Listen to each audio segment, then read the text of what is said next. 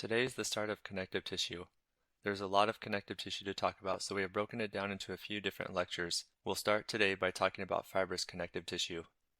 Connective tissue is made up of cells and something called the extracellular matrix, or just matrix for short. The cells are primarily fibroblasts and immune cells.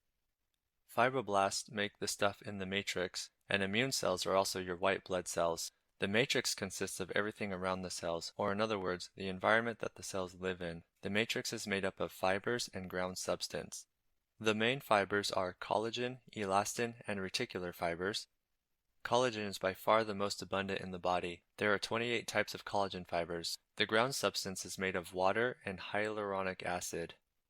Hyaluronic acid is unique in that it can coagulate and form a gel. So if the matrix environment needs to be more rigid, it can harden.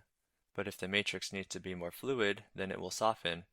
This is what happens if you don't move your body through its full range of motion regularly. Eventually, the hyaluronic acid will harden the tissue and can eventually lead to pain and loss of range of motion. The two tissues on the left are loose connective tissues. The two tissues on the right are dense connective tissues. In the loose connective tissues, there is more ground substance, which is the space between the fibers and cells. In the dense connective tissues on the right, there is much less ground substance space because it is densely packed with collagen fibers. The collagen fibers are usually stained pink. On the top left is areolar connective tissue. It is the most widespread connective tissue of them all. On the bottom left is reticular connective tissue. It is mostly found in the lymphatic organs. On the top right is dense regular connective tissue.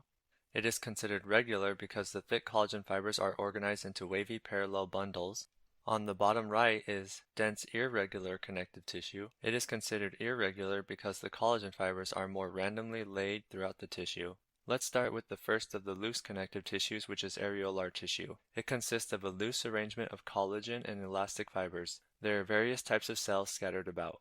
Although the primary type of cell is fibroblasts, there is an abundant amount of ground substance space, and it also contains numerous blood vessels. This is a slice from the mesentery.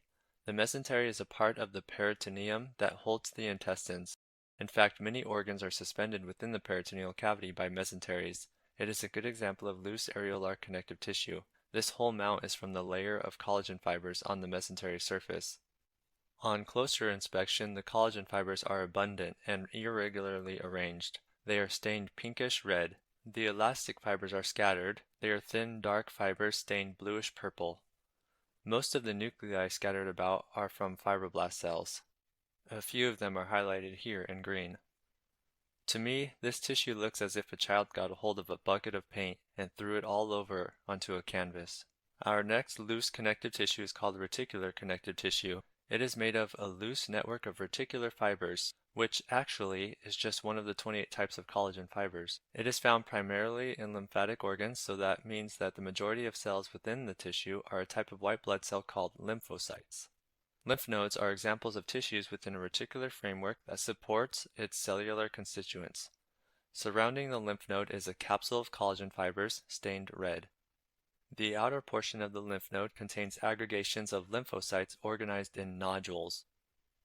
We are going to zoom in on one of the nodules.